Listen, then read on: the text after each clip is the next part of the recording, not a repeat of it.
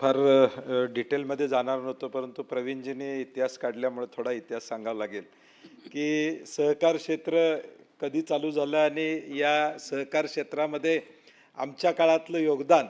आज जी मुंबई जिल्हा मध्यवर्ती बँक आमचे मित्र चालवतात ती 1974 साली स्थापन झाली वसंतदादांच्या काळामध्ये.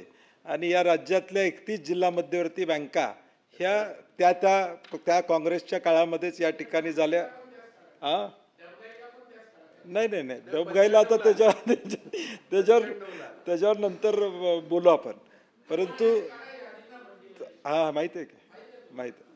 2002 साली नॅशनल पॉलिसी ऑफ कोऑपरेटिव्ह या देशामध्ये आणली आणि जी खतं आज आम्ही इफ्कोच्या माध्यमातून घेतो ती इफ्कोसुद्धा 1967 साली या देशामध्ये सुरू करण्यात आली. महाराष्ट्र कोऑपरेटिव्ह ॲक्ट 1960 आपण या राज्यामध्ये आणला. रेकॉर्डवर ही बाजूसुद्धा गेली पाहिजे हा माझा उद्देश होता, बाकी काय त्याचा उद्देश नव्हता. परंतु आज विधेयकाच्या माध्यमातून मंत्री महोदय, मला वाटते 2 गावामध्ये जमीन असेल आणि तिकडं सोसायटीत त्याला पीक कर्ज पाहिजे असेल तर तिथं सभासद त्याला होता येईल आणि तिथं पीक कर्ज घेता येईल, अशी थोडक्यात ह्याची व्याख्या माझ्या सोप्या भाषेतली मला या ठिकाणी कळते. ही सोप्या भाषेतली व्याख्या त्यामुळे मी डिटेल सोसायटी आणि सहकारवर या ठिकाणी जाणार नाही. परंतु यातला माझा मूळ मुद्दा हाच आहे की समजा पीक कर्ज त्या गावामध्ये त्या ठिकाणी घेतलं तर या गावातल्या सोसायटीत असणारं अवर्ग सभासद व खातेदार म्हणून या ठिकाणी राहणार का नाही राहणार हा माझ्या पुढचा मोठा प्रश्न आहे. कारण की तुम्ही आता ज्यावेळी म्हणता की त्याला एकच ठिकाणी पीक कर्ज घ्यावं लागेल, चांगली गोष्ट आहे. आता कॉम्प्युटरायझेशन पॅक्सचं प्रवीण भाऊ व्हायला लागलेलं आहे देशभर, त्यामुळं पीक कर्जाचा आकडा कळणार आहे. शेवटी आम्ही देखील बघतो सभापती महोदय, पिकाखालचं क्षेत्र आणि पीक कर्ज याची आकडेवारी कुठल्याही जिल्ह्यात एकत्रितपणे जमत नाही. लीड बँकांच्या बैठकीमध्ये आपण बघतो ते आकडेवारी तफावत असते. कुठं तर त्याला सुसूत्रता आली पाहिजे, त्याबद्दल दुमत नाही. परंतु यातून सभासत्व कोऑपरेटिव्हमधलं या ठिकाणी धोक्यात येणार आहे, हा माझा मंत्री महोदय मूळ उद्देश आहे. आणि प्लेज लोन म्हणजे आज तुम्ही गोल्डचं प्लेज लोन देण्याची तरतूद या ठिकाणी करताय अशी माझी धारणा आहे या ह्याच्यातून.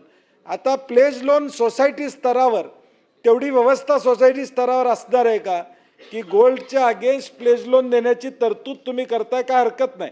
ऑलरेडी केंद्र शासनानं मधल्या काळामध्ये 151 गोष्टी पॅक्सना करता येतील अशी परवानगी दिली होती. आता त्या कमी केल्या अशी माझी माहिती आहे, खरं खोटं मला माहीत नाही.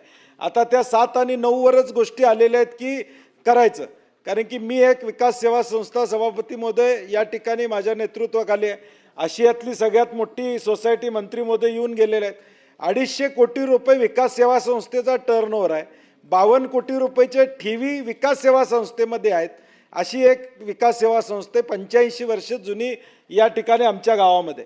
आणि म्हणून मला मंत्री महोदयांना विचारायचे की यामध्ये अवर्ग सभासद हा खातेदार यातून या ठिकाणी जाणार आहे का, हा माझा मूळ प्रश्न या ठिकाणी. पीक कर्ज एकाच ठिकाणी घेतलं पाहिजे याबद्दल दुमत नाही. आणि जमीन 2 ठिकाणी असेल तर मग या सोसायटीतनं पीक कर्ज त्यानं घ्यायचं का दोन्ही सोसायटीतनं तुम्ही घ्यायला त्या ठिकाणी तरतूद करणार आहात, हा माझा यातला मूळ उद्देश या ठिकाणी असणार आहे. 10 गुंठे वगैरे ठीक आहे, कारण की शेवटी आता कोल्हापूरमध्ये बघितलं तर 94% शेतकरी 2 एकराच्या आतले आहेत. आज घरामध्ये 10-10 गुंठेच वाटणीला आलेले अशी आमची परिस्थिती साधारणपणे या ठिकाणी आहे. त्यामुळं सक्तीचं सदस्य आणि नाममात्र सदस्य याची व्याख्या, या 3च गोष्टीची माहिती मला मिळावी अशी विनंती आहे.